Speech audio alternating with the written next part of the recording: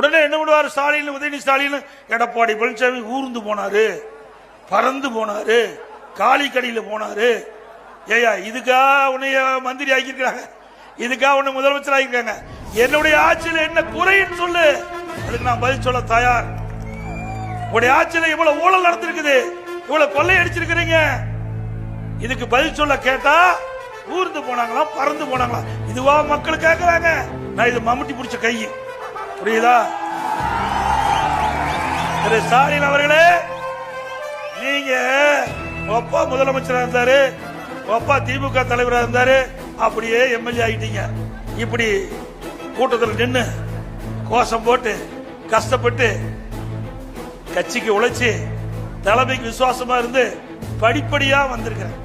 கிளை செயலாளர், ஒன்றிய பொறுப்பு, மாவட்ட பொறுப்பு, மாநில பொறுப்பு, எம்எல்ஏ, எம்பி, அப்புறம் தான் முதலமைச்சர்.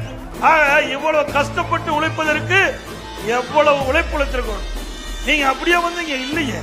திரு உதயநிதி, திரு கருணாநிதி பாரு, ஸ்டாலினுடைய மகன், அந்த அடையாளத்துல நீ துணை முதலமைச்சர் என்னை பத்தி பேசுறீங்க, இது நியாயமா? உழைப்பாளிக்கு தான் அந்த அருமை தெரியும்.